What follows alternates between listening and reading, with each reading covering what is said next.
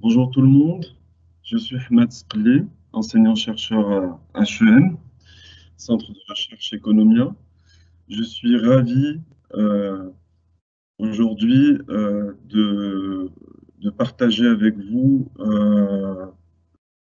une très belle conférence. Je suis sûr et certain d'avance que l'on apprendra beaucoup avec M. Rachid Ghraoui, ici présent, que je remercie maintenant. Euh, Merci à vous tous d'être là.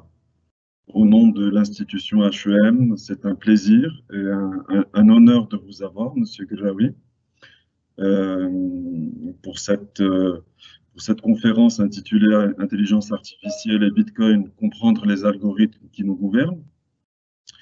Alors, c'est la 9e et dernière conférence du cycle de l'université citoyenne, laquelle on est très fiers vraiment de partager avec l'ensemble des citoyens marocains des connaissances sur des enjeux actuels, des problématiques qui nous sont chères aujourd'hui pour mieux décrypter le monde qui nous entoure. Juste quelques petits mots sur le déroulé de la conférence. 45 minutes pour que vous nous éclairiez pour une meilleure compréhension de ces algorithmes qui nous gouvernent aujourd'hui. D'accord? Et puis, comme nous sommes à HEM, on a toujours voulu dédier ces conférences au partage. Eh bien, 45 minutes, les 45 minutes suivantes seront dédiées justement à un jeu de questions-réponses. Voilà. Alors, quelques mots sur la carrière riche, qui n'est pas encore terminée, de M. Ghraoui. Pour ceux qui ne le connaissent pas, eh bien, il est professeur à l'École polytechnique fédérale en Suisse, où il dirige un laboratoire de recherche en algorithmique répartie. Il est professeur au Collège de France, où il dirige la chaire du numérique 2018-2019. Il a travaillé par le passé au MIT à Boston, au laboratoire de recherche de Hewlett-Packard, à Silicon Valley, et au commissariat à l'énergie atomique à Saclay. Il a reçu de nombreuses distinctions internationales pour ses travaux de recherche, comme le non des moindres Google Focused Award et le prix Advanced ERC de la communauté européenne. Il a été élu au rang prestigieux de Fellow par l'association américaine ACM. Bien sûr, il a rédigé de nombreux ouvrages, plusieurs centaines d'articles scientifiques dans le domaine de l'algorithmique. Et il est par ailleurs membre de la commission du développement au Maroc, qui est dirigée par M. Chakib Ben Moussa. Alors, je vais me tourner virtuellement vers vous, M. Ghraoui, pour que vous nous exposiez vos connaissances et que vous nous éclairiez quelque part sur ces fameux algorithmes qui sont partout dans nos vies quotidiennes, en entreprise. À vous la parole. Merci beaucoup, merci de votre invitation. J'espère que vous m'entendez. Si vous ne m'entendez pas bien, faites-moi un signe, mais si vous m'entendez, ça va très bien comme ça. Alors, derrière moi, il y a une photo du lac Léman. Les gens à Genève appellent ça le lac de Genève, les gens à Lausanne appellent ça le lac Léman. C'est le lac à côté de l'École polytechnique fédérale de Lausanne. Alors, c'est le plus grand lac d'Europe, mais ce n'est pas le plus grand lac suisse parce qu'il est partagé entre la France et la Suisse. Donc, c'est là où je suis un peu en ce moment. J'aurais bien aimé avoir derrière moi la photo de la région qui m'est chère, qui est Walidia. Malheureusement, juste avant la conférence, j'ai essayé d'aller en chercher une pour la mettre, mais je n'ai pas trouvé, donc j'ai laissé celle-ci. Alors, merci de votre présentation. Effectivement, vous avez présenté un petit peu mon parcours. Il y a peut-être une chose que vous avez oubliée, ou j'ai oublié de vous dire. Je suis aussi membre du comité de pilotage d'une formation dans le numérique qui va démarrer en septembre à l'université Mohamed VI à Ben Guerir. Et j'en parlerai peut-être un peu plus tard sur l'importance de l'éducation dans ce domaine. Donc, j'aimerais vous partager avec vous quelques réflexions. Ceci ne sera pas un cours, ce n'est pas un cours, c'est un partage de quelques réflexions autour de deux questions en particulier. Qu'est-ce que l'intelligence artificielle? Je pense que vous en avez entendu parler à la radio, à la télé, etc. L'IA par-ci, l'IA par-là, d'une part. D'autre part, qu'est-ce que la crypto-monnaie? Qu'est-ce que Bitcoin, etc. Là aussi, j'imagine que vous avez suivi. Le Bitcoin est à 40 000 $, il est à 50 000 $, etc. Qu'est-ce que c'est que cette crypto-monnaie? Qu'est-ce que le Bitcoin? Donc, ces deux questions-là, je vais essayer de partager avec vous quelques éléments de réponse. Mais ces deux questions s'inscrivent dans un cadre plus général qui est la révolution numérique ou le tsunami numérique. Donc, je vais commencer et je vais terminer par la question plus générale, plus globale. Qu'est-ce que c'est que cette révolution numérique? Et d'ailleurs, j'insiste sur le mot numérique. L'Académie française vient de statuer. On ne dit pas digital, on dit numérique. C'est une révolution numérique. Si on parle français, si on parle anglais, c'est autre chose. Si on parle en arabe, c'est autre chose. Mais si on parle français, c'est le numérique. Donc, je vais commencer par répondre à la question qu'est-ce que c'est que cette révolution numérique? Ensuite, je parlerai de qu'est-ce que l'IA et qu'est-ce que les crypto-monnaies, puisque ça s'inscrit dans ce cadre plus général. Puis à la fin, je reviendrai sur ce tsunami numérique et comment est-ce qu'on peut, quelque part, qu'est-ce qu'on peut vraiment faire par rapport à ce tsunami-là. Alors, la révolution numérique ou le tsunami numérique, j'aime bien le mot tsunami parce qu'il représente bien cette vague énorme qui arrive à très grande vitesse, exponentielle, on va le voir, et qui bouleverse tout sur son passage. D'accord? Qui bouleverse vraiment tout. Je veux dire, aujourd'hui,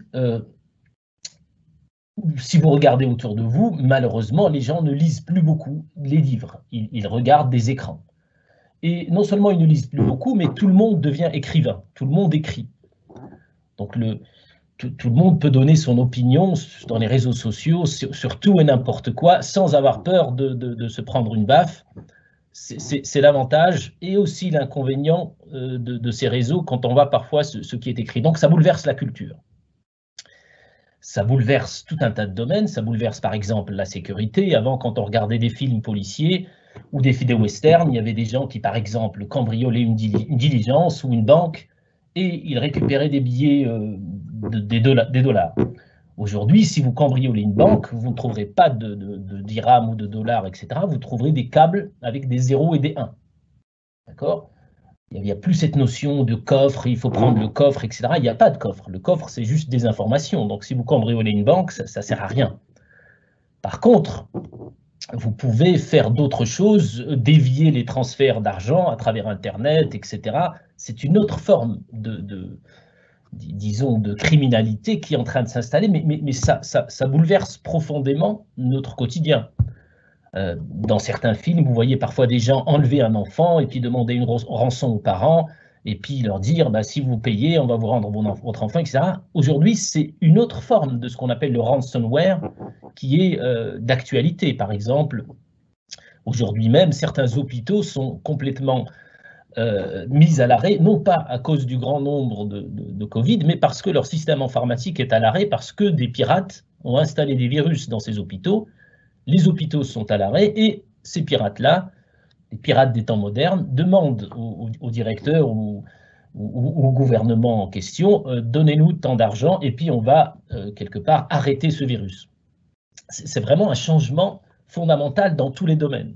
Alors comment ça marche? Peut-être certains d'entre vous se posent la question, mais comment marche cette histoire de virus? C'est très simple, vous recevez un message qui vous dit par exemple, je ne sais pas, cliquez ici pour savoir à quoi vous ressembleriez si vous étiez un acteur à Hollywood par exemple, ou à Bollywood, et puis vous cliquez parce que vous êtes curieux, ou alors on vous dit, cliquez ici pour savoir quelle est l'origine de votre famille. Des choses comme ça qui peuvent, pendant une journée harassante, vous distraire. Vous cliquez, et puis il y a un virus qui s'installe quelque part, et puis peut-être le message vous dit « Ah, félicitations, vous êtes, j'en sais rien, vous êtes andalou. » Ah, très très bien, vous êtes très fier d'être andalou. Le temps de raconter ça à vos amis du boulot, le virus se répand, et il bloque tout le système informatique.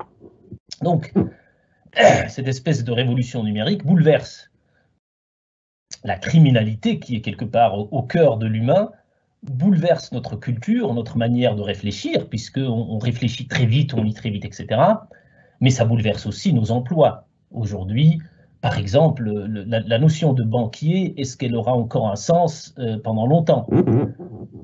il y a quelques années encore, même en Europe, enfin je dis même en Europe en particulier, quand on allait renouveler un crédit de sa maison ou de son cabinet dentaire ou de je ne sais quoi, on prenait rendez-vous, il y avait le banquier qui venait avec sa cravate ou qui vous offrait du café si vous étiez un bon client ou qui vous offrait rien du tout si vous n'étiez pas un bon client, et puis il fallait préparer le dossier, très stressant, suivant la situation, etc. Puis ça prenait un temps fou. Aujourd'hui, si vous voulez renouveler un crédit, vous cliquez sur un bouton, point.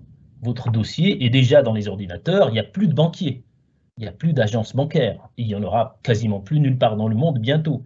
Et ça, c'est un métier qui était considéré comme un métier assez prestigieux. Devenir banquier, c'était quelque chose de très prestigieux. Dans les prochaines années, je ne suis pas sûr qu'il existera encore des banquiers. J'ai pris juste cet exemple-là, mais il y en a plein d'autres.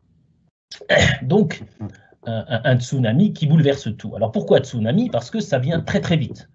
D'accord? C'est vraiment une puissance exponentielle d'avancée. Si on compare ça avec les autres révolutions industrielles qu'on a eues, la révolution du charbon, la révolution du pétrole, etc., cette révolution-ci du numérique avance beaucoup plus vite.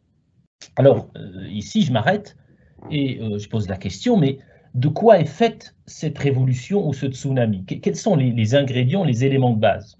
Et pourquoi ça va aussi vite et pourquoi ça bouleverse beaucoup plus le monde que les révolutions d'avant?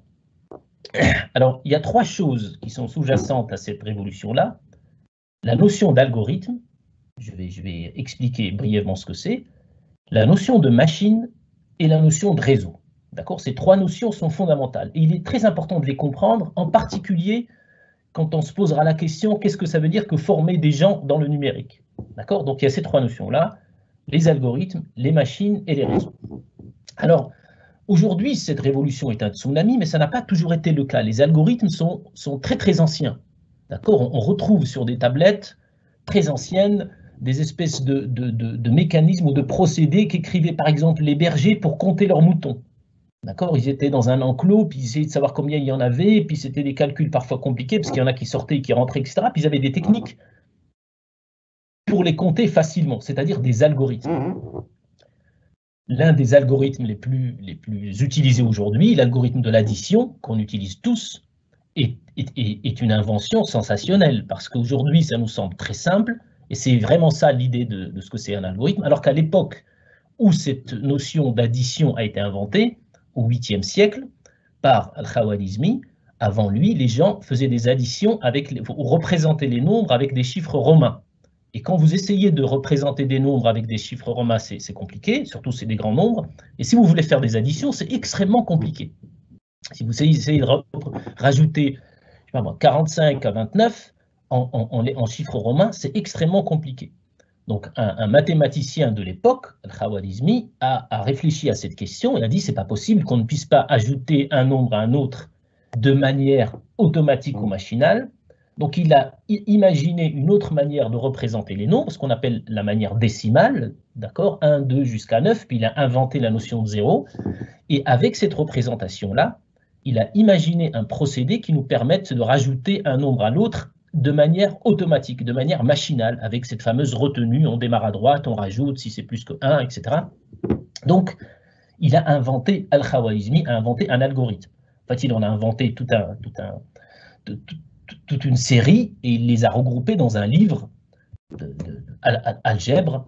Et ce livre-là, c'est comme un livre de recettes, c'est-à-dire c'est des algorithmes qui permettent de faire des additions, de faire des multiplications, etc. Donc la notion d'algorithme, d'accord, on a utilisé le mot algorithme par hommage à Khwarizmi, elle est très ancienne. Donc j'espère que jusqu'à maintenant, vous me suivez tous. Et puis, la particularité de ces algorithmes, je le répète, c'est qu'on peut les exécuter de manière machinale. On n'est pas obligé de réfléchir longtemps pour les exécuter, comme on fait avec l'addition, la multiplication, etc. Et puis, certains ingénieurs se sont dit, puisqu'on les exécute de manière machinale, pourquoi ne pas les faire exécuter par des machines? Donc, ils ont commencé à inventer des machines qui allaient exécuter des algorithmes. Il y a eu, par exemple, la machine de Pascal, qui s'appelle la pascaline, qui permet de faire des additions. Et la machine de Pascal, qu'est-ce qu'elle est? En fait, c'est une matérialisation de l'algorithme d'Al-Khwarizmi. C'est-à-dire qu'il a soudé les opérations de retenue, rajouter, décaler à gauche, etc. Et c'était considéré comme quelque chose d'extraordinaire que de voir une machine faire des additions. Ensuite, Leibniz, un autre inventeur génial, à créer une machine qui faisait des multiplications. Donc on est passé d'humains qui exécutaient machinalement des calculs à des machines. Jusqu'au point où des gens ont commencé autour du XVIIIe siècle à se dire « oui, mais il y a une différence entre ces machines qui exécutent certaines opérations et les humains, c'est que les humains, on leur explique rapidement le procédé, ils réfléchissent un petit peu, ils le digèrent et ils l'exécutent. Alors que la machine, chaque machine, on câblé dedans l'algorithme. Donc certains savants, ingénieurs, mathématiciens en particulier, se sont dit pourquoi ne pas faire une machine qui ressemble à l'homme dans le sens où on lui dicte l'algorithme, on le lui donne comme une donnée, comme on apprend à un enfant l'algorithme de multiplication, puis l'algorithme de division, etc. Et l'enfant après va exécuter l'algorithme. Donc on a commencé à, quand je dis certains ingénieurs, savants ont commencé à fabriquer ou à essayer de fabriquer des machines qui apprenaient à l'époque les algorithmes pour les exécuter ensuite. Alors, il y a eu plusieurs essais non fructueux jusqu'à ce que Alan Turing dessine sur un bout de papier un modèle de machine qui allait, lui, agir comme l'être humain, à qui on allait donner l'algorithme d'addition comme une donnée, j'insiste là-dessus, et qui allait ensuite l'exécuter. On a créé l'ordinateur, c'est-à-dire la machine qu'on a appelée universelle, dans le sens où on peut lui donner n'importe quel algorithme, elle le digère et elle l'exécute. D'accord ? C'est pas comme la machine de Pascal, où l'algorithme était dedans. Et ça, c'était une avancée énorme. Alan Turing est mort en 1954, donc son invention de l'ordinateur, c'est 1936. En 1954, excusez-moi, le premier ordinateur IBM sort, suivant le modèle d'Alan Turing. D'accord ? Parce qu'avant, il y avait plein de modèles de machines. Mais là, après Alan Turing, tout le monde a fait le même modèle, puisque ce modèle-là permettait d'avoir des machines qui exécutaient tous les algorithmes. Donc c'est la deuxième notion. Première notion, c'est l'algorithme. La deuxième, c'est la machine de Turing. Et après, les constructeurs ont commencé à en fait, créer des copies de la machine de Turing. Tout le monde, aujourd'hui, ne crée que ça, c'est-à-dire des machines de Turing. Tous les ordinateurs sont les mêmes, sont conçus suivant le même modèle. Et ça nous semble aujourd'hui évident, mais ce n'était pas du tout à l'époque. Sans cette notion de Turing, aujourd'hui, nous irions à la FNAC ou n'importe qui, ou n'importe où, on demanderait un ordinateur, le vendeur nous poserait la question, mais c'est pour faire quoi? Une addition, une multiplication, se connecter sur Internet, etc. Grâce à Turing, on a un ordinateur universel. Donc ça, c'est crucial. Puis un autre phénomène est arrivé après, c'est qu'on a commencé à faire des ordinateurs de plus en plus puissants, dont la puissance doublée tous les 18 mois, c'est-à-dire exponentielle. Et on a réussi à maintenir cette exponentielle-là en les mettant en réseau. D'accord ? Donc ça, c'est la troisième notion. Donc la première notion, c'est l'algorithme. La deuxième notion, c'est la machine universelle. Et la troisième notion, c'est la notion de réseau.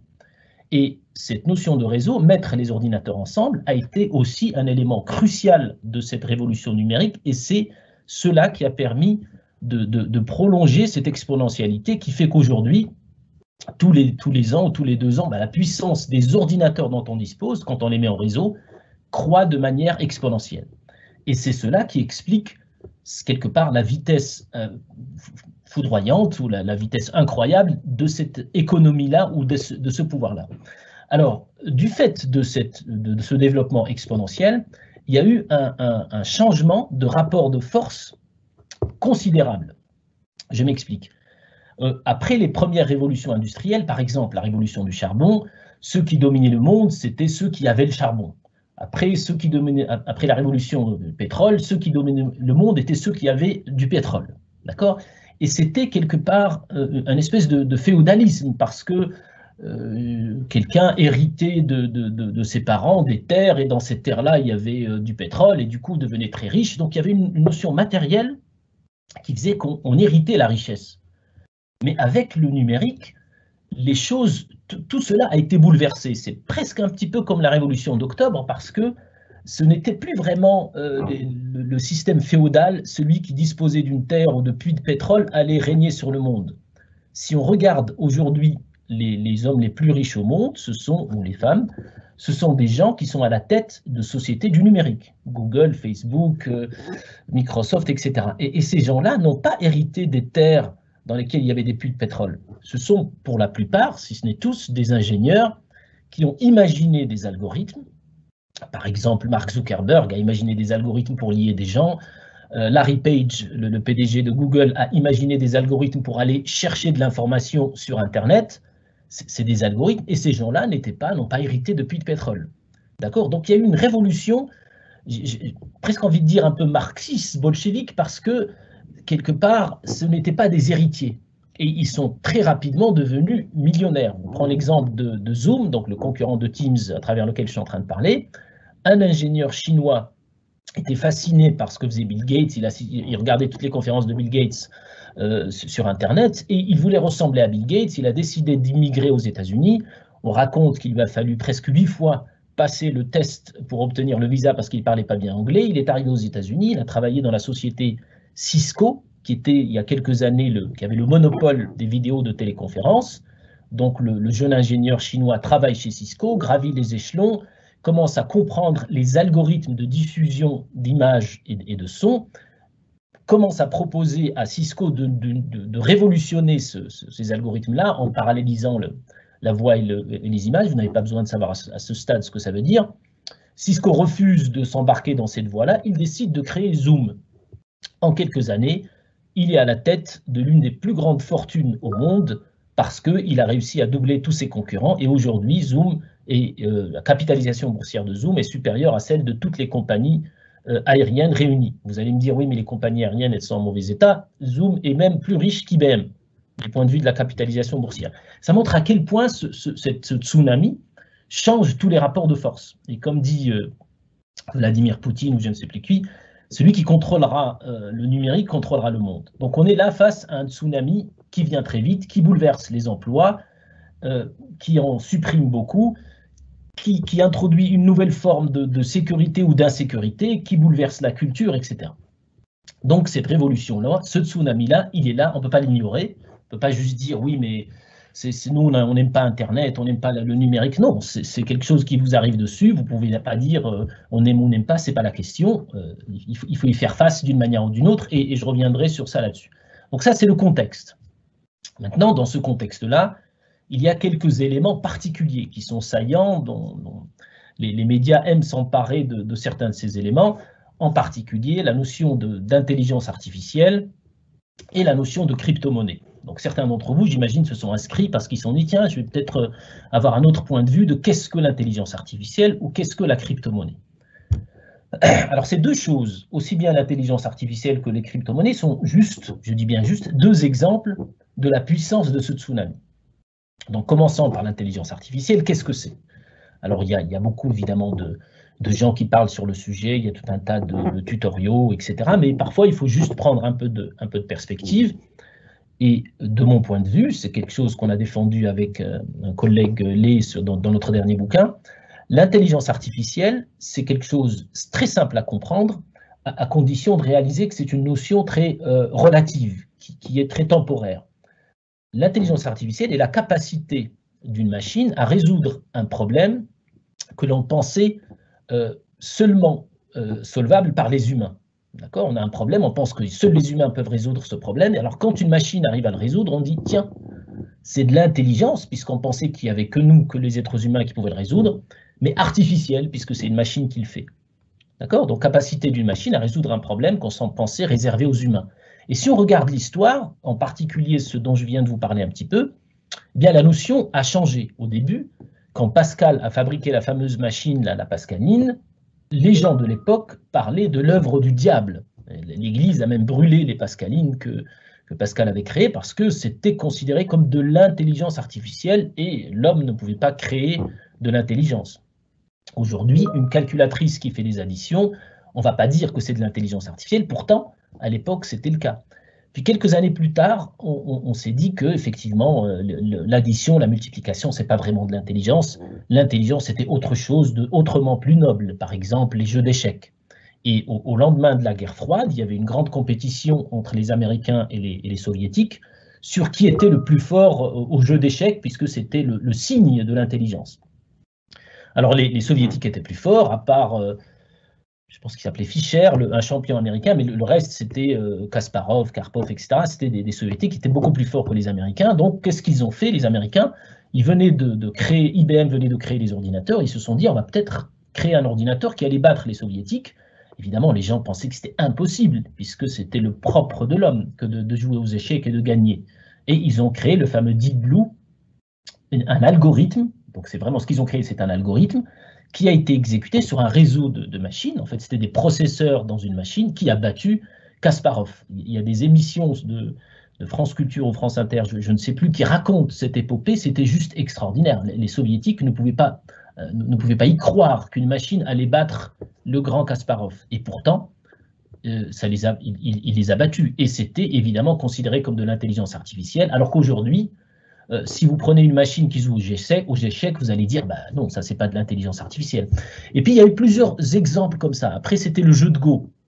Le jeu de Go, c'est un jeu plutôt en Chine, qui est beaucoup plus compliqué que les échecs parce que le nombre de possibilités est beaucoup plus grand. Et du coup, on ne peut pas avoir un ordinateur ou un algorithme qui explore toutes les possibilités. On a besoin un petit peu d'intuition, de hasard. Et là aussi, des ingénieurs ont créé un algorithme qui a battu le champion du monde de Go, et on raconte que c'est à ce moment-là que la Chine s'est dit il faut investir dans ce domaine. Alors, il y a eu d'autres exemples. Par exemple, question pour un champion, les gens se sont dit, alors là, ça c'est un jeu réservé aux humains parce qu'il faut analyser la parole, il faut la comprendre avant d'aller chercher la réponse. Eh bien, là, pareil, les gens ont fait des algorithmes qui analysaient la parole, ils ont mis l'ordinateur au milieu des participants de questions pour un champion, Jeopardy aux États-Unis, et l'algorithme a écrasé tout le monde. Il y a eu d'autres exemples comme le poker. Alors le poker, c'était aussi quelque chose qu'on pensait réservé aux humains parce que pour gagner au poker, il faut bluffer, il faut mentir. Et ça, on pensait que c'était le propre de l'homme. Et là, pareil, on a réussi à faire des algorithmes, des machines en réseau qui, à Las Vegas, la machine s'est installée au milieu des joueurs et a battu tout le monde et s'est enrichi et gagné, a raflé la mise, comme on dit. Il y a eu aussi les œuvres d'art, des tableaux de Rembrandt qui ont été produits, des tableaux de Rembrandt, des tableaux qu'il était impossible pour des experts en peinture de distinguer de vrais tableaux de Rembrandt, ont été peints produits par des machines, des œuvres qui ressemblaient à Beethoven, etc. Donc cette notion d'intelligence artificielle est une notion qui reflète en fait la capacité des algorithmes à nous dépasser. Alors évidemment, les algorithmes qui étaient utilisés par Pascal, et puis ensuite dans les jeux d'échecs, et puis plus tard, ne sont pas toujours les mêmes. Il y a eu des progrès dans la conception de ces algorithmes. Pour vous donner juste une petite idée, si vous regardez l'addition de Pascal, c'est un algorithme, une fois que vous avez compris, l'algorithme ne change pas, c'est le même. Mais imaginez par exemple quand vous essayez d'apprendre la table de multiplication. Quand un enfant essaie d'apprendre la table de multiplication, au début il fait plein de fautes. Vous lui dites 6 x 7, il bafouille un peu, 5 x 6, il bafouille encore un peu, et puis petit à petit il apprend. C'est ce qu'on appelle des algorithmes qui apprennent, ou c'est ce qu'on appelle de l'apprentissage machine. Donc les algorithmes ont un peu évolué. On a réussi à faire des algorithmes qui apprenaient de leurs erreurs. D'accord ? Et effectivement, les algorithmes ont évolué, mais la notion d'intelligence artificielle reste un petit peu cet effet waouh des machines qui dépassent les êtres humains. Donc ça, c'est l'intelligence artificielle qui n'est, encore une fois, qu'un exemple du tsunami numérique. L'autre exemple, c'est les crypto-monnaies. Qu'est-ce qu'une crypto-monnaie? C'est aussi un exemple de ce tsunami numérique. Alors, pour ceux qui s'intéressent un peu au domaine, j'imagine que pour eux, c'est trivial. Pour les autres, il est important de comprendre qu'une crypto-monnaie, ce sont deux choses. Un, c'est une monnaie, mais une monnaie virtuelle, c'est-à-dire qu'il n'y a pas de pièces, il n'y a pas de billets, d'accord? Donc il y a la notion de monnaie virtuelle. Et la deuxième caractéristique d'une crypto-monnaie, c'est le fait qu'il n'y ait pas de banque non plus, d'accord? On peut avoir une monnaie virtuelle contrôlée par une banque, d'accord? Et on peut imaginer un système complètement décentralisé sans banque qui distribue des pièces et des monnaies. La crypto-monnaie, c'est pas de pièces, pas de billets, pas de banque. D'accord ? Alors, c'est très important de comprendre ces caractéristiques-là. Et le fameux Bitcoin est l'exemple de cela. Il y a à peu près 12 ans, quelqu'un qui s'appelle Nakamoto, on ne sait pas vraiment qui c'est parce qu'il n'a jamais vraiment révélé son nom, a publié sur Internet un article décrivant une manière de mettre en œuvre une crypto-monnaie. ça veut dire quoi, une manière de mettre en œuvre? Ça veut dire un algorithme. Donc, ce qu'il a produit, ce qu'il a publié, c'est un algorithme. Et son algorithme, qu'est-ce qu'il fait? Il essaye de décrire les différentes étapes qui permettraient à n'importe qui d'installer ou de programmer un logiciel qui allait participer à la mise en œuvre de cette crypto-monnaie. Et en fait, ce qu'il a fait, Nakamoto, alors Nakamoto, c'est un peu comme Kaiser Soze dans Usual Suspect, personne ne sait vraiment qui c'est. Il est probable qu'il existe des gens derrière, mais il ne s'appelle pas Nakamoto. D'accord? Donc c'est très important de comprendre cet aspect. L'article fondateur des crypto-monnaies est un algorithme, une description d'un algorithme. Ensuite, les gens ont installé cet algorithme et ont commencé à échanger de l'information. Et cet échange d'informations, en fait, ça représentait quoi? Ça représentait des transactions bancaires. C'est-à-dire, je vous envoie de l'argent, vous envoyez de l'argent à quelqu'un d'autre, et parallèlement à ça, quand je vous ai envoyé de l'argent, vous m'envoyez... Au début, c'était du matériel informatique. Le but, c'était d'acheter, de vendre des souris, des drivers, des disques, etc. Puis petit à petit, les gens se sont dit, ceux qui ont installé le fameux algorithme de Nakamoto se sont dit, pourquoi ne pas vendre et acheter des pizzas? Ensuite, pourquoi ne pas vendre et acheter ou louer des vélos? Et aujourd'hui, vous avez des villages en Suisse, par exemple, où les gens peuvent tout payer avec du Bitcoin. Vous pouvez payer vos études en Angleterre avec des bitcoins, etc. Les gens font de la spéculation financière sur le bitcoin. Elon Musk vient d'acheter plein de bitcoins. Et je vous parlais tout à l'heure des gens les plus riches au monde. Eh bien, le fameux Nakamoto est en train de devenir une des personnes les plus riches au monde, ou en tout cas ceux qui sont derrière Nakamoto. Alors, pour vous expliquer comment ça marche, je prends toujours le même exemple que je vais essayer de résumer en 5 minutes.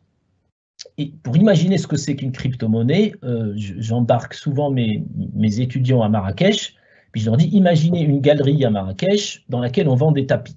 Et imaginez le patron de cette galerie, appelons-le CLI, qui a le monopole sur tous les tapis d'une région. D'accord? Sur tous les tapis d'un village, il a le monopole. Et pour ceux qui connaissent les tapis, une fois qu'on a acheté tous les tapis d'un village, c'est comme si on a le monopole sur une couleur. D'accord? Donc il a, je ne sais pas, une espèce d'orange un peu rosé, etc. Donc il a tous ces tapis-là. Et M. Ali, grand financier, décide de payer ses employés avec des tapis. D'accord? À la fin du mois, il leur donne, non pas il leur donne physiquement un tapis, mais il écrit sur son cahier de transaction Qaddour à 10% de tel tapis, Zoubida à 5% de tel tapis, Hanan à 25% de tel tapis, etc. Donc il commence à payer avec les tapis. Puis les employés, ensuite, commencent à payer d'autres gens avec des tapis. Ils payent celui qui vend du poulet, celui qui vend des babouches, etc. Personne ne vient chercher les tapis, parce que ça ne les intéresse pas, en fait, d'avoir le tapis chez eux. Ce n'est pas des touristes qui vont aller les mettre. Souvent, ils n'ont pas forcément de grandes maisons ou je ne sais quoi. Mais ce qui les intéresse, c'est le fait que dans le cahier de CLI, il y a la mention « Hanan a maintenant 2 tapis » qu'elle va pouvoir utiliser, etc. Une monnaie virtuelle est en train de se créer. Mais cette monnaie, ce n'est pas une crypto-monnaie, parce qu'il y a une banque. Et le banque, c'est CLI qui est en train de devenir quelque part le banquier de Jemaa el-Fna ou de Marrakech. D'accord? Donc là, j'ai illustré le premier concept. On crée une monnaie. D'accord? Ensuite, comment est-ce qu'on en fait une crypto-monnaie? Pour en faire une crypto-monnaie, il faut imaginer un moyen de se débarrasser au sens algorithmique du terme, de CLI. Et pour se débarrasser de CLI, il faut imaginer un algorithme qui permette non pas d'avoir une personne qui écrive toutes les transactions, mais de répartir ce calcul-là. Et la deuxième caractéristique des crypto-monnaies dans le fameux article de Nakamoto, de Bitcoin, c'est comment réaliser cela. Et l'idée de l'article de Nakamoto est assez simple. L'article est très accessible. L'idée est assez simple, c'est de dire, eh bien, quand quelqu'un veut donner de l'argent, de tapis ou de Bitcoin à quelqu'un d'autre, il va l'annoncer sur la place publique. D'accord? En informatique, on appelle ça un algorithme, un mécanisme de dissémination d'informations. Hanan veut me donner un tapis parce que je vais lui rendre un service ou je vais faire ceci ou cela. D'accord? Mais il faut faire très attention parce qu'il faut éviter que Hanan me donne un tapis et donne le même tapis à quelqu'un d'autre. C'est ce qu'on appelle le problème du double paiement. Et si on a une seule banque, ce problème est trivialement résolu puisque la banque va dire non, Madame Hanan, vous avez donné à Rachid, vous ne pouvez pas donner à Zoubida, d'accord? Si on n'a pas une seule banque, le problème est plus compliqué et Nakamoto résout ce problème. Je vous donne juste une petite idée comment c'est fait. en mettant en œuvre un mécanisme d'élection, les gens sur la place qui ont entendu que Hanan voulait donner un tapis à Rachid participent à un jeu, et le gagnant de ce jeu devient une fraction de temps, pendant quelques minutes, devient le banquier. Et c'est cette personne-là qui va décider que Hanan va donner son tapis à Rachid et pas à Zoubida, etc. Et le mécanisme d'élection est basé sur un jeu ou sur un problème informatique qui est difficile à résoudre. C'est ce qu'on appelle les problèmes NP qui prennent un certain temps. C'est comme un sudoku géant ou factorisation de nombre premier, etc.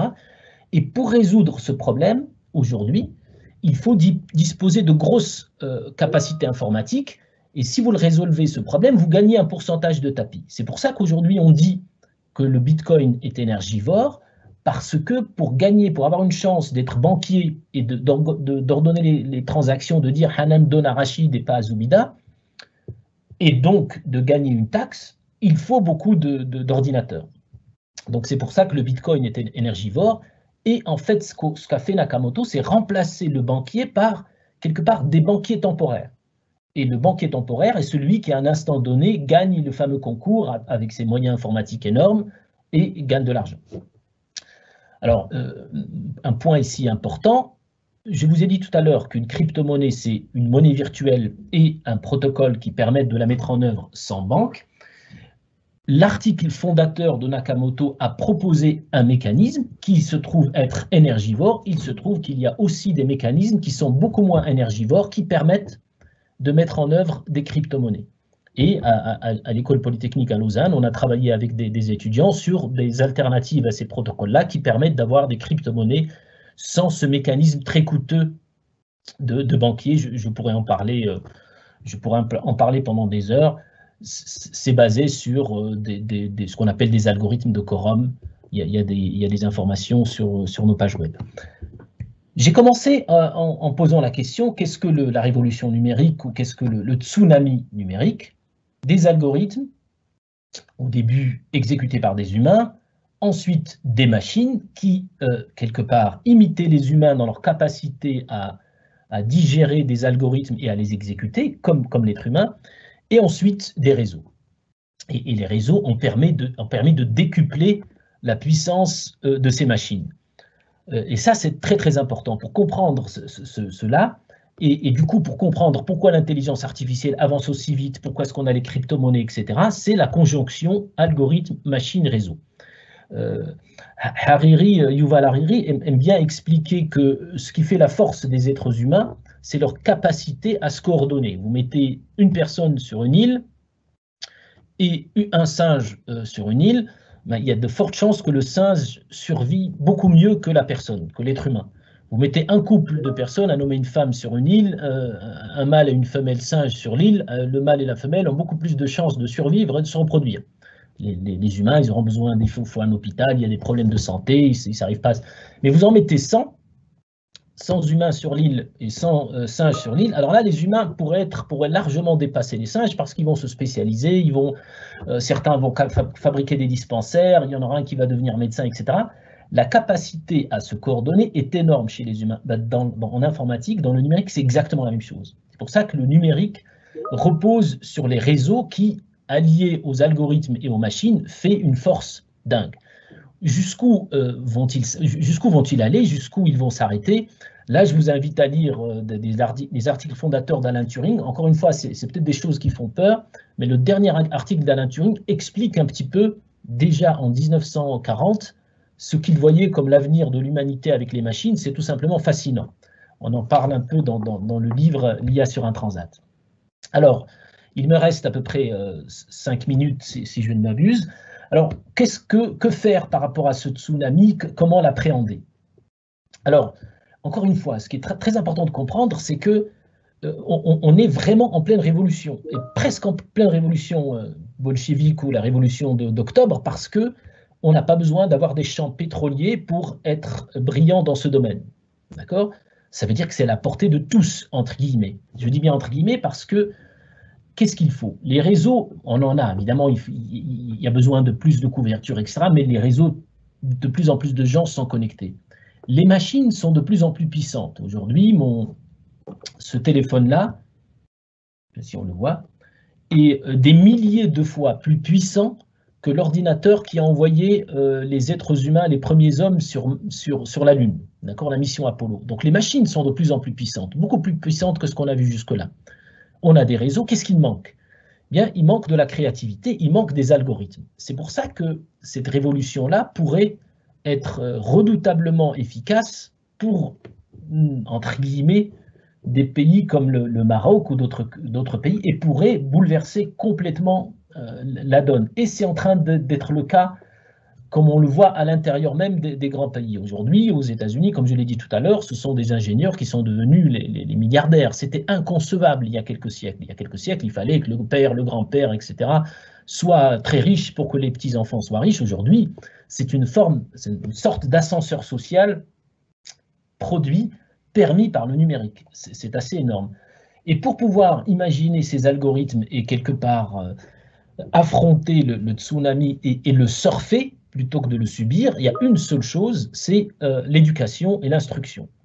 C'est vraiment la chose de base. Apprendre ce que c'est que le numérique, comprendre la notion d'algorithme, la notion de machine, la notion de réseau, et ce n'est qu'à travers cette alphabétisation-là qu'on peut arriver à surfer sur ce tsunami et quelque part, moins le subir, mieux comprendre les enjeux de la sécurité, de la cryptographie, etc. Donc si vous avez des enfants qui sont au lycée, peut-être qu'ils ont envie de faire le numérique, tant mieux, encouragez-les, et en particulier les jeunes filles. Il n'y a aucune raison, il y a cette image comme quoi le numérique est quelque chose de réservé aux garçons parce que c'est des jeux vidéo, etc.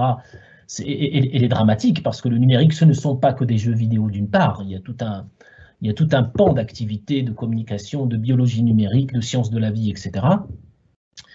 Et d'autre part, si vos enfants ont envie de faire autre chose que le numérique, essayez parfois de les influencer. Après tout, on est là pour influencer nos enfants, et dites-leur, soyez d'abord ingénieur dans le numérique avant d'être médecin ou architecte, parce que peut-être que les médecins et les architectes ne trouveront plus de travail dans quelques années.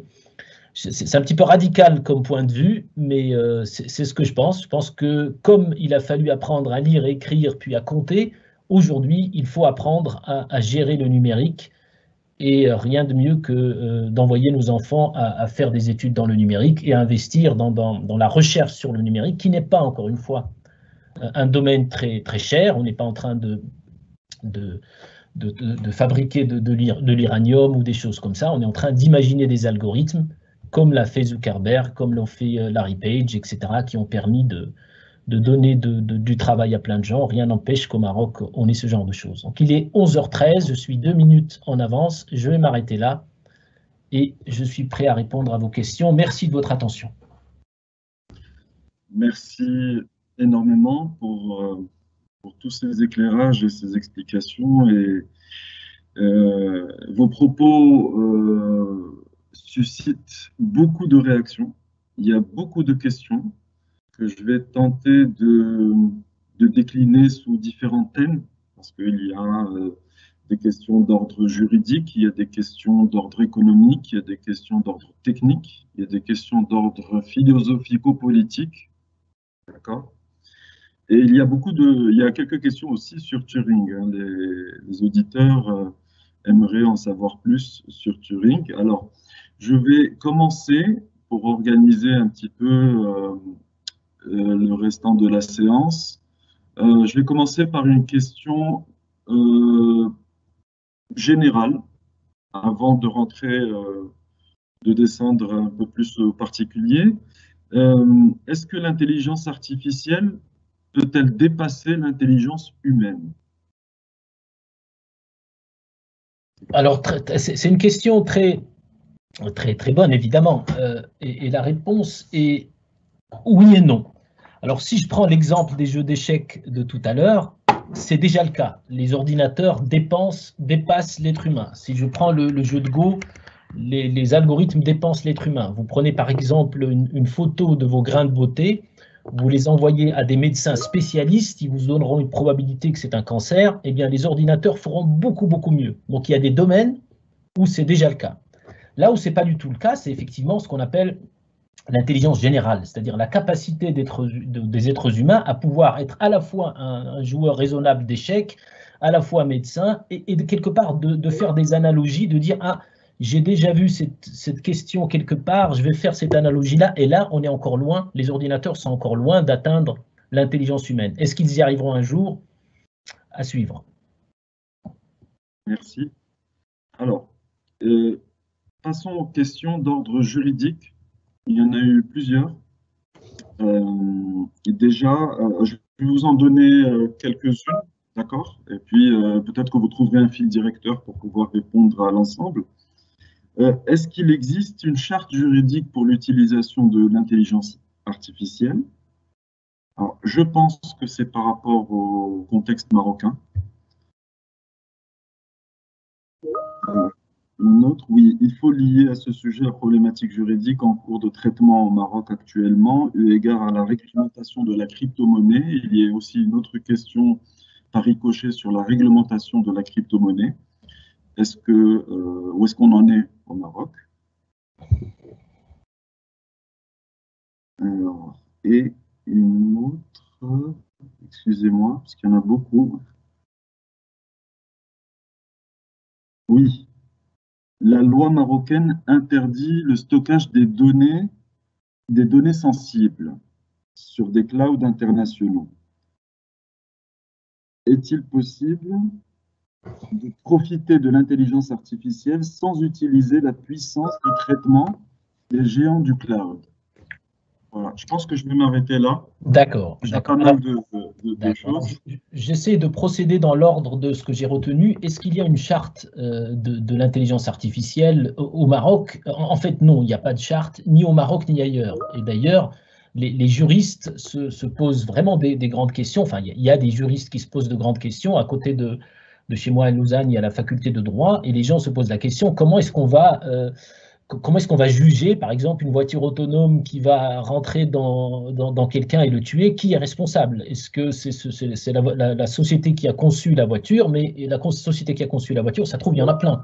Il y en a une qui a fait le système de navigation, une autre, ça pose des problèmes compliqués. Et même, supposons qu'on a une voiture, je prends l'exemple de la voiture autonome qui est assez représentatif, une voiture autonome qui est conduite donc par des robots, décide de quitter la route parce qu'elle risque d'écraser un enfant, et puis elle écrase un vieux ou une vieille qui est au bord de la route parce que l'algorithme de la voiture lui a dit « il vaut mieux tuer les vieux que tuer les jeunes ». Est-ce que c'est moral? Est-ce que c'est terrible? Est-ce que c'est des problèmes très compliqués. Pourquoi l'algorithme en est arrivé là? Parce que peut-être quelqu'un a dit voilà, la vie est importante, et l'algorithme a traduit cela en la vie est importante. Dans quelqu'un qui a beaucoup d'années à vivre, a priori, il faut le protéger. Qui est responsable? Est-ce que c'est celui qui a écrit la vie est importante? Est-ce que c'est le concepteur de la voiture? Ça pose des problèmes énormes. Mais ce qui est clair, c'est qu'on ne peut pas ignorer ces problèmes et dire donc il faut interdire les voitures autonomes. Les voitures autonomes arrivent.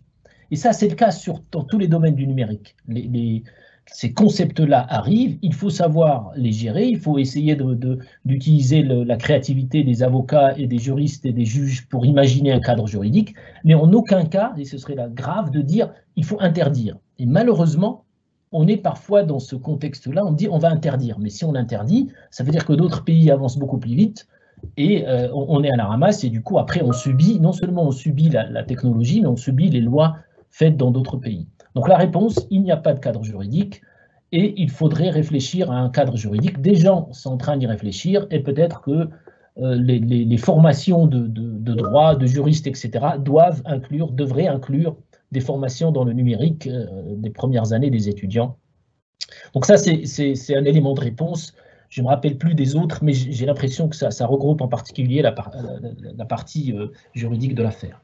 Oui, il y en avait une autre qui était un peu un prolongement et une façon d'éviter les géants du cloud. Est-ce qu'on peut faire du Bitcoin et de l'intelligence artificielle sans rentrer dans les schémas, les circuits des géants du cloud?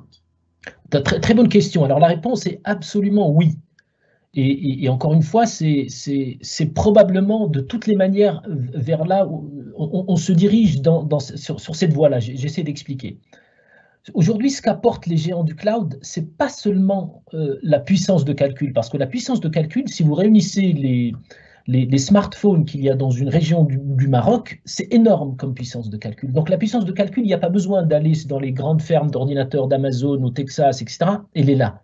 Ce qu'apportent les géants du cloud aujourd'hui, c'est quelque part l'organisation de ces ordinateurs. Et c'est donc des algorithmes. Et les algorithmes, ce n'est pas quelque chose de cher, c'est quelque chose de difficile parce qu'il faut réfléchir, mais ce n'est pas des choses physiquement chères. Donc on peut contourner les géants du cloud à condition d'imaginer des algorithmes qui permettent de traiter de l'information. Et d'ailleurs, les géants du cloud ont très peur de ça, mais ils ont aussi peur du fait que les gens ne veulent plus mettre leurs données dans ces gros serveurs au bout du monde, ils veulent les garder chez eux, et ça milite vers une nouvelle, entre guillemets, démocratisation d'Internet, où chacun garderait ses informations chez lui, et quelque part des algorithmes, un peu comme Bitcoin, décentralisés, sans banque centrale, là ça veut dire sans cloud central, pourraient faire des miracles en utilisant la puissance ou l'intelligence collective des machines.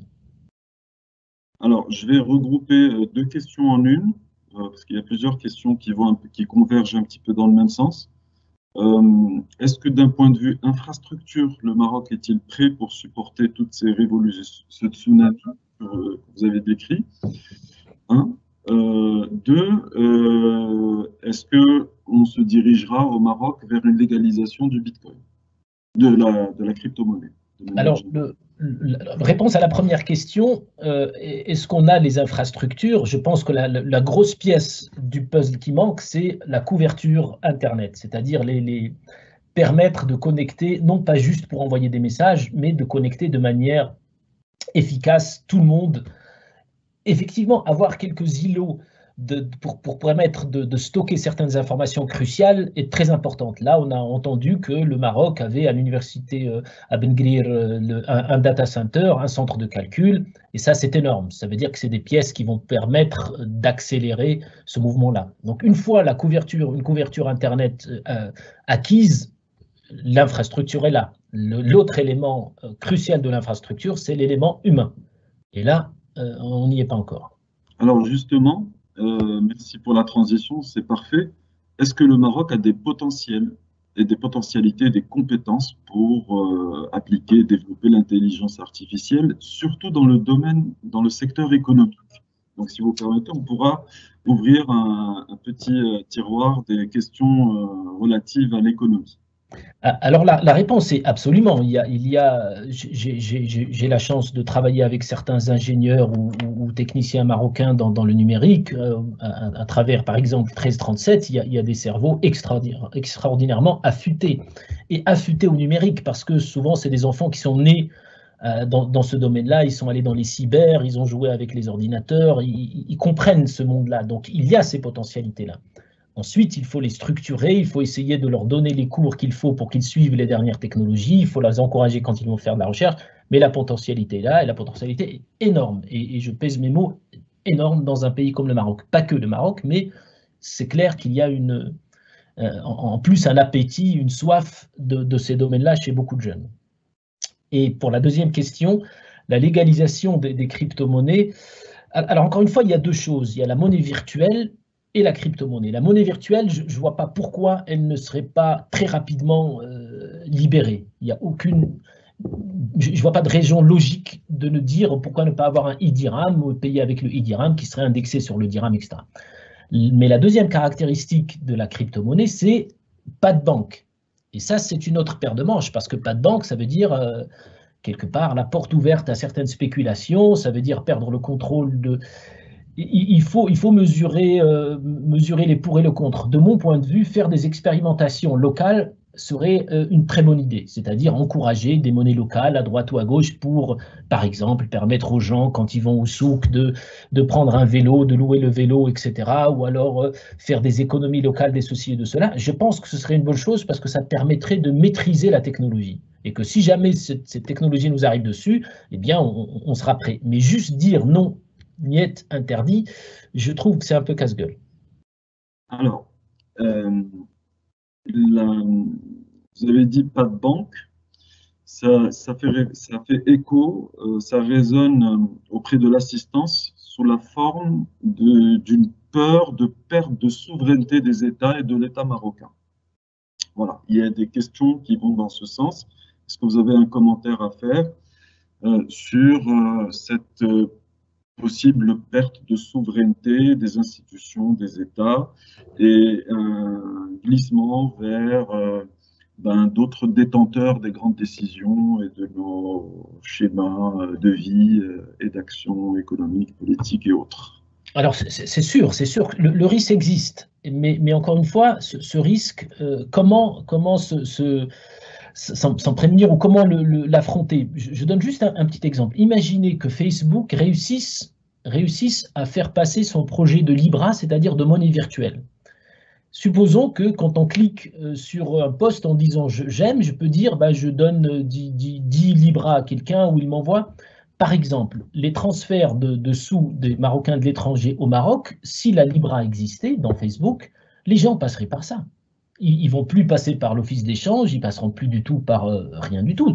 Je vous amène quelque chose du Canada, vous me donnez tant de Libras, ça peut effectivement être une grosse atteinte à un gros pan de l'économie du pays, très vite. Et ce serait fait par Facebook ou par un autre. Donc la menace est là. Et la question, c'est comment, quelque part, affronter cette menace. Et mon point de vue, c'est qu'il faut absolument maîtriser ces technologies et lancer des expérimentations locales pour pouvoir proposer des alternatives avec peut-être des avantages qui inciteraient les Marocains à utiliser la technologie locale plutôt que d'utiliser Facebook, qui est de toutes les manières ici. Donc, souveraineté passe par expérimentation et instruction, c'est-à-dire maîtrise des technologies. La souveraineté par l'interdiction me semble dangereuse, parce que si ça s'ouvre et on n'a pas les moyens, le Maroc n'est pas la Chine, ne peut pas dire pas de Facebook, pas de ceci, pas de cela. Il est quelque part ouvert par essence, parce que les Marocains sont aux quatre coins du monde, parce que c'est un pays touristique. Donc, la seule issue, c'est de l'instruction et la recherche. Alors, une question subsidiaire qui va dans le même sens et qui révèle un petit peu quelques appréhensions par rapport à l'avenir. Alors, il y a une question, si vous dites qu'il n'y aura plus de banquiers, bon, je pourrais rajouter aussi médecins, que proposez-vous quel nouveau métier, quel futur de la banque au Maroc? Alors, quels seraient ces nouveaux métiers et quel serait le futur des banques? Alors, c'est une très bonne question. Pour la banque, j'avoue que je ne sais pas du tout. Pour le médecin, la réponse apportée par certains, entre guillemets, patrons des géants du numérique, c'est de dire, plutôt que le médecin passe des journées à remplir des fiches ou des documents, faire de l'administration, la machine peut le faire pour lui. Plutôt que de passer des journées à analyser des radios, la machine peut faire pour lui. Après, il y a le contact avec le patient et il y a la fameuse notion de « Ah, vous avez aussi ça, vous avez décelé quelque part des points communs entre plusieurs maladies, aller au-delà de la spécialisation de la machine, c'est-à-dire revenir au médecin généraliste qui peut voir certaines choses. » C'est ce que répondent les géants du numérique en disant « le contact avec l'humain » et l'aspect général de voir est-ce que vous dormez bien, est-ce que votre mari ou votre femme vous a quitté, essayez de voir d'autres aspects qui pourraient expliquer telle ou telle maladie et qui étaient peut-être ce que faisait le médecin à un certain moment, entre guillemets, devenir aussi un confident, etc. Donc faire un peu de psychologie peut-être permettrait de recycler les médecins. Mais encore une fois, j'ai le plus grand respect pour les médecins, surtout en ces temps de pandémie. Je ne suis pas en train de dire je suis contre la médecine, je dis juste attention, un métier à risque. D'accord. Alors, une question qui est, encore une fois, c'est lié. Bon, là, c'est plus pour le volet économique, futur des métiers, mais aussi, il y a une question sur l'impact de la crypto-monnaie, du développement de la crypto-monnaie sur le trading. Je ne sais pas si vous avez des éléments. Et puis, il y a aussi une autre question qu'on pourra ajouter à celle-là. Comment expliquer la différence de valeur des monnaies selon les plateformes, de crypto-monnaies selon les plateformes? En fait, il y a un flou par rapport à ça. l'assistance aimerait bien avoir des éléments. Alors sur la deuxième réponse, qu'est-ce qui explique quelque part la différence entre les monnaies, des plateformes, etc. C'est vraiment très, très volatile. C'est la notion parfois de confiance avec l'effet de mode. C'est la combinaison de ces deux choses. Si Elon Musk, qui est considéré comme un millionnaire parfois qui réussit, achète 1 million de bitcoins, vous avez une vague, tout un tas de personnes qui suivent et qui disent bah, moi aussi, si Elon Musk le fait, moi aussi je vais le faire. Donc ça, c'est vraiment entre guillemets, les moutons qui suivent le chef du troupeau. Et il n'y a rien de rationnel derrière, si ce n'est un sentiment de confiance. C'est comme quand vous avez un tableau parfois qui est très très cher parce que les gens ont payé très cher. Vous n'avez même pas vu ce tableau ou vous ne voyez même pas pourquoi il est beau ce tableau, mais pourtant vous l'achetez parce que vous vous dites ah ben, si un tel l'a acheté, peut-être que je réussirai à le revendre, etc. Donc la valeur des monnaies est une valeur complètement éphémère, mais c'est aussi le cas pour l'or. Vous regardez le cours de l'or, parfois il augmente de manière radicale parce que beaucoup de gens en veulent et puis le cours de l'or augmente et sans vraiment savoir pourquoi. L'or est toujours le même, la chaîne en or est toujours la même, elle n'a pas bougé. Donc c'est pas rationnel. Ça c'est un élément de réponse pour la deuxième question. Pour la première question sur le trading, est-ce que les crypto-monnaies peuvent être utilisées pour le trading? Elles sont beaucoup utilisées pour le trading. Moi, je vois à Genève, par exemple, ou à Zurich, beaucoup d'entreprises de trading n'utilisent que des crypto-monnaies. C'est-à-dire que parce que ça leur permet de contourner certaines barrières douanières, ça leur permet de contourner, et ça permet aussi parfois une certaine traçabilité parce que tout est écrit quelque part dans les ordinateurs, l'information est là, donc ça leur permet d'une part de contourner les barrières douanières, mais d'autre part, ça permet une traçabilité redoutable. Vous voyez exactement où est passé tel ou tel montant pour tel ou tel produit, etc. Donc ça apporte aussi une certaine confiance. C'est peut-être le nouveau monde, j'en sais rien, mais c'est déjà utilisé. Alors, il y a une question un petit peu d'ordre philosophico-politique, on va dire. Est-ce que cet emballement vers les crypto-monnaies n'est-il pas un autre moyen de nous corrompre? Alors oui et non.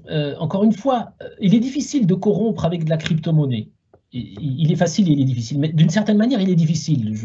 Désolé de prendre cet exemple, mais si quelqu'un vous arrête le matin parce que vous êtes sorti et vous dit vous avez pas marqué le stop ou vous avez fait ceci ou cela, est-ce que vous avez un billet de 200 dirhams? À l'ère de la crypto-monnaie, ben non, vous n'avez pas de billet de 200 dirhams, vous ne pouvez pas corrompre. Donc la corruption, s'il n'y a plus de pièces, plus de billets, elle est difficile. D'autant plus difficile que si vous voulez lui faire un virement en lui disant ben, je te fais un virement en je ne sais pas quoi, coin, ben, ce virement il sera écrit quelque part. Donc c'est très difficile de faire de la corruption classique avec de la monnaie virtuelle. Maintenant, une autre forme de corruption sera peut-être possible parce que effectivement, on risque de contourner quelque part la jurisprudence classique, et ça, peut-être que ça ouvrirait la voie vers d'autres corruptions. Mais encore une fois, si on ne maîtrise pas ces technologies-là, de toutes les manières, on va les subir, donc essayons de les comprendre. Alors, on revient à l'intelligence artificielle, si vous permettez. Est-ce qu'elle ne serait-elle pas aujourd'hui une option pour les pays en voie de développement pour atteindre un bon niveau de développement? Car aujourd'hui, nous avons des ingénieurs qui s'enrichissent dans ces pays. Absolument. C'est vraiment, encore une fois, et on ne peut que apprendre de ce qu'ont fait les autres pays. Dans d'autres pays, à une certaine, évidemment, toute proportion gardée, il y a eu une révolution entre guillemets bolchevique. Et rien n'empêche que cette révolution, qu'est-ce que j'appelle la révolution bolchevique de ces pays-là? C'est-à-dire que de jeunes ingénieurs sont devenus plus riches que les grands propriétaires, les grandes familles, les Rockefeller, etc., ont été dépassés par des Zuckerberg, qui lui, c'est pas Rockefeller, c'est des ingénieurs. Donc cette révolution-là qui a eu lieu dans certains pays pourrait avoir lieu à l'échelle du monde. C'est-à-dire avoir des pays qui, sans disposer de pétrole, sans disposer d'uranium, sans disposer de ceci ou de cela, pourraient, grâce à certaines intelligences réelles qui créeraient de l'intelligence artificielle, quelque part, doubler les vieux pays, peut-être un peu plus lourdeaux, un peu plus difficiles à manier, à avancer. Merci. Désolé pour cet aller-retour. On va revenir à la crypto-monnaie, parce qu'il y a une question qui vient de tomber qui est vraiment très intéressante et qui est liée à celle de la souveraineté et de l'assistance. Est vraiment très préoccupé par cet aspect-là. Pensez-vous que la Banque centrale marocaine gardera sa position d'interdiction de du Bitcoin au moment où son prix flambe à l'international? Le fait de créer une crypto-monnaie nationale serait-il compétitif et avantageux pour notre politique monétaire? Alors, moi, je ne suis pas banquier. Je pense que les gens qui sont à la tête de la Banque centrale sont des gens extrêmement compétents. Ils savent ce qu'ils font. Donc, je serais très mal placé de dire il faut que la Banque centrale fasse ceci ou cela. Je voudrais juste relever une petite contradiction dans la question. Il faut bien comprendre que la Banque centrale ne peut pas encourager une crypto-monnaie, parce qu'une crypto-monnaie signifie pas de banque. Ce que peut faire une banque centrale, c'est encourager une monnaie virtuelle. Et ça, je pense que c'est ce qu'on a entendu et ça me semblerait être une très bonne idée.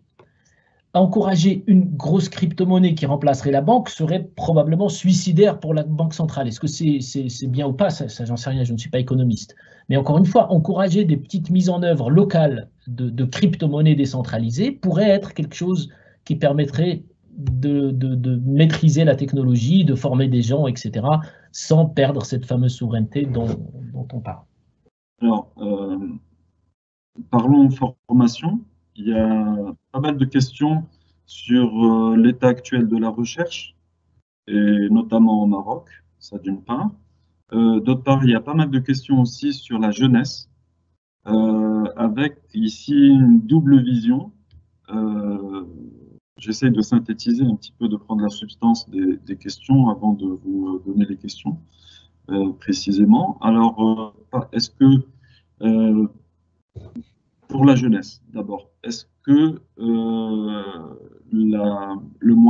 Maroc dispose-t-il des moyens nécessaires en termes de formation et d'éducation à ces nouvelles technologies, pourrait prendre le train en route?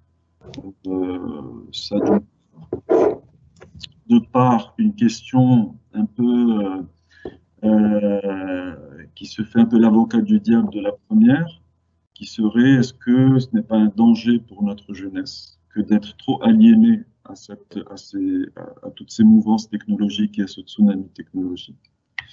Voilà, ça c'est par rapport à la jeunesse. Par rapport à l'état de la recherche, alors une question, si vous pouvez nous donner un topo général. Vous avez dit dans votre intervention tout à l'heure que vous pourrez nous donner quelques mots sur ce que vous faites avec l'UM6P, avec l'Université Mohamed VI de Ben Guerir, et où est-ce qu'on en est au niveau de la recherche et de l'enseignement sur l'intelligence artificielle notamment. Et une question assez précise: pensez-vous qu'il est stratégique de créer des initiatives dédiées à la recherche en blockchain, sachant que plusieurs profils de chercheurs sont nécessaires? Ou est-ce que la recherche en algorithmique distribuée et mathématique serait la stratégie recherche à renforcer? Pensez-vous que la recherche blockchain aurait un impact aussi sur les solutions de cybersécurité, ou c'est surtout la crypto-monnaie? Alors, j'essaie de prendre les questions dans l'ordre. Alors, sur l'aliénation, alors absolument, il y a un danger. Mais encore une fois, le plus grand danger, c'est l'ignorance. Quand on laisse les enfants utiliser toute la journée des machines sans les sensibiliser au danger d'exposer leur vie privée ou de s'abrutir, c'est extrêmement dangereux.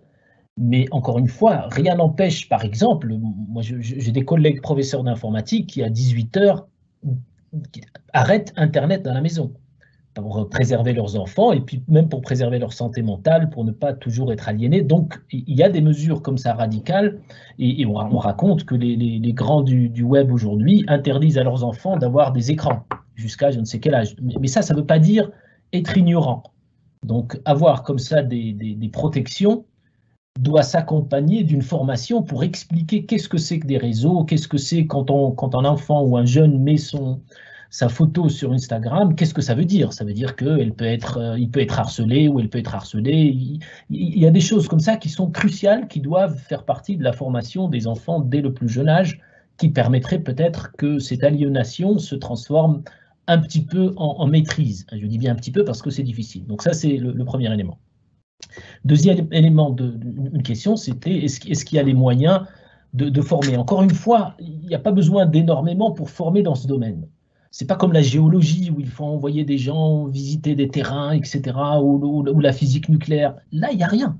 Sur votre petit ordinateur, vous pouvez télécharger Python, faire des exercices de programmation, envoyer des messages et devenir expert à moindre coût, sauf le coût du temps que vous devez passer. Donc, il n'y a pas vraiment. Au niveau de la recherche, non, la situation est catastrophique, disons-le, de manière générale, elle est catastrophique au Maroc comme dans tout un tas de pays. Pourquoi est-ce qu'elle est catastrophique? Parce qu'il y a plein de raisons, mais l'une des raisons, c'est que le diplôme qui doit quelque part, disons, plébisciter la recherche, c'est la thèse de doctorat, le fameux PhD. Et malheureusement, le Maroc, ayant suivi la France et toujours avec un peu de retard, considère la thèse comme quelque chose de pas terrible. Le grand diplôme au Maroc, c'est ingénieur, parce que dans le système français, le diplôme d'ingénieur est le meilleur. Aux États-Unis, en Suisse ou dans d'autres pays, le diplôme le plus prestigieux, c'est le fameux PhD. Et c'est ça le grand diplôme. Ça veut dire qu'il faut avoir fait de la recherche pour être considéré comme, quelque part, l'élite de la nation, dans tous les domaines, dans le numérique, comme en médecine, comme...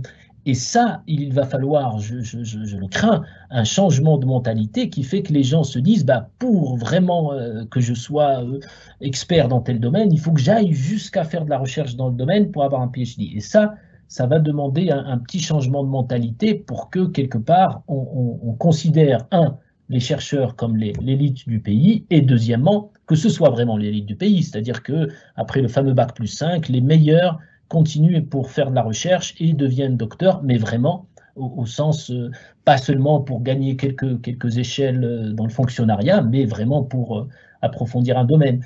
Quand on parle de la formation dans le numérique, ce n'est pas forcément la recherche Bac+8 ou Bac+12, parfois c'est de la certification au niveau du bac ou au niveau de la 6e année ou de la 5e année, etc., comme ce que fait l'école 1337 ou d'autres écoles de ce genre. Ça, c'est crucial parce que c'est une manière de former des gens qui peuvent trouver du travail, qui peuvent exploiter leur intelligence sans passer par le schéma classique ou être dévalorisés par rapport à d'autres formations. Alors, par rapport au blockchain et à la sécurité, absolument, c'est des domaines qui sont très importants, encore une fois, qui ne demandent pas beaucoup de moyens, et lancer des initiatives de recherche là-dedans serait non seulement bien, mais est nécessaire. C'est ce que vous allez faire à Ben Guerir? Oui, absolument. Il y a des projets de recherche de ce genre-là il y a des étudiants extraordinairement forts quand on leur donne entre guillemets, le temps, c'est même pas les moyens, parce qu'il n'y a pas besoin de beaucoup de moyens, le temps de faire le travail, font un travail remarquable, absolument. Et je sais qu'il y en a aussi à Rabat, il y a des ingénieurs de l'ENSIAS qui sont très forts, il y a des initiatives à Fès, il y a des initiatives ailleurs au Maroc, à l'IUR, etc. Il y a des questions par rapport à les potentialités de l'intelligence artificielle que les entreprises marocaines pourraient intégrer, surtout dans le domaine industriel. De quelle manière est-ce que c'est possible? Si oui, de quelle manière? Est-ce que ça pourrait augmenter la performance ou non? Et je lis avec une autre question qui, par rapport aux PME, est-ce qu'il n'y aurait pas un clivage entre des entreprises qui ont des ressources et d'autres qui n'en ont pas? Et donc, voilà, est-ce qu'il n'y aurait pas peut-être une coupure à ce niveau-là, une fracture qui pourrait s'opérer et qui pourrait être préjudiciable pour le tissu économique marocain? Alors, ça, encore une fois, c'est sûr que, mais depuis la nuit des temps, les entreprises qui embauchent des gens plus affûtés dans les technologies, entre guillemets, en vogue, ont un avantage compétitif considérable. C'est pour ça que, de mon point de vue, il est crucial que les entreprises puissent, d'une part, embaucher des gens qui connaissent bien le numérique, mais en plus, envoyer leur staff ou leur cadre faire des formations dans le numérique. C'est clair que parfois c'est compliqué parce qu'on se dit on a des deadlines, est-ce que je ne vais pas envoyer un ingénieur faire telle formation, etc. Mais à mon humble avis, c'est crucial parce que c'est un domaine qui n'avance pas comme les autres révolutions où dès qu'on a appris comment faire un pont, bah, c'est à peu près la même chose tout le temps. Bah non, là, ça change très très vite.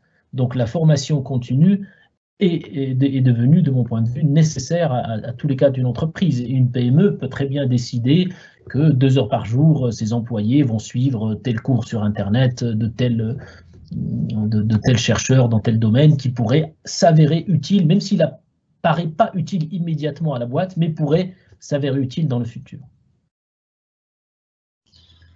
Il y a une question sur, oui, peut-être vous pouvez rajouter quelques éléments sur ces grandes transformations qui pourront atteindre l'emploi. Voilà. Est-ce que vous avez des commentaires par rapport à ça? Il y a une question qui a fait retranscrire en fait une certaine appréhension par rapport à la peur de perdre des grands pans de l'emploi dans l'économie, que je relirai avec une autre question qui est plus d'ordre social, d'accord?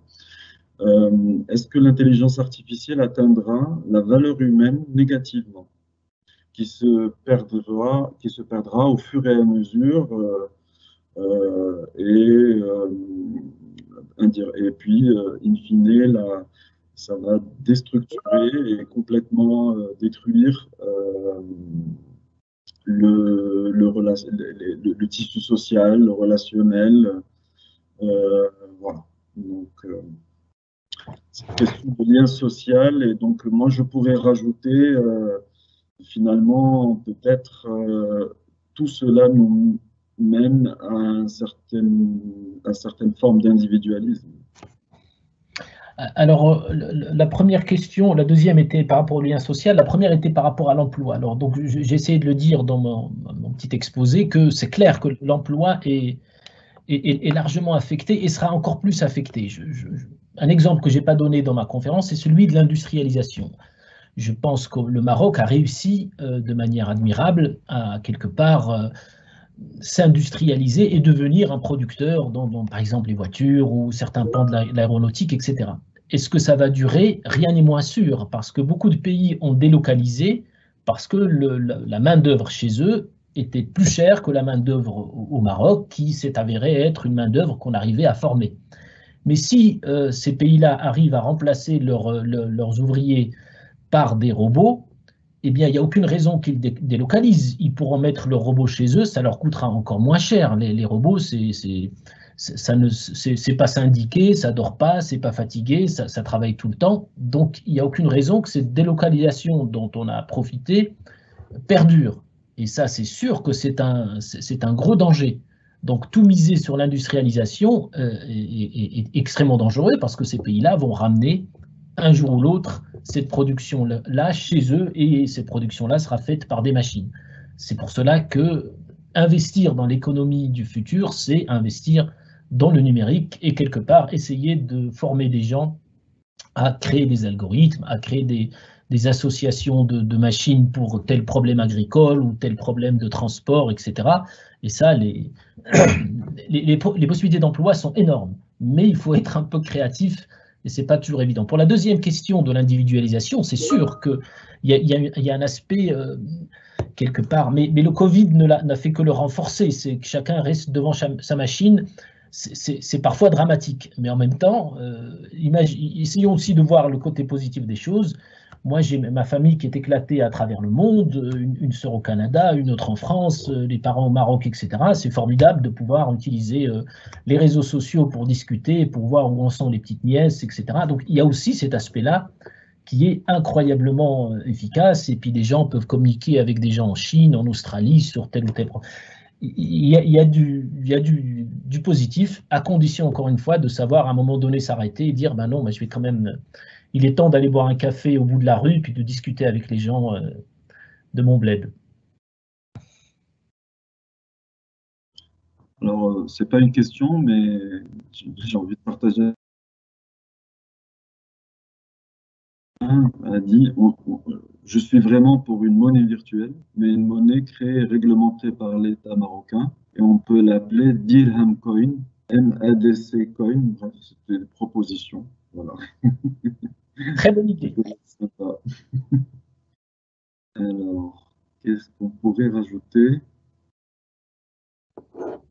Est-ce qu'il y aurait d'autres questions dans le public?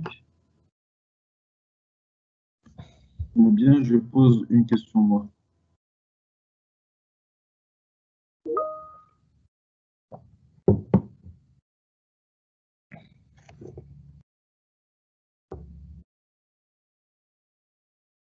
Alors, il y a des prises de position. Vaut mieux une monnaie propre à nous pour concurrencer les autres monnaies et prouver qu'on peut la réglementer, la stabiliser, la gérer dans le cas d'un effondrement économique.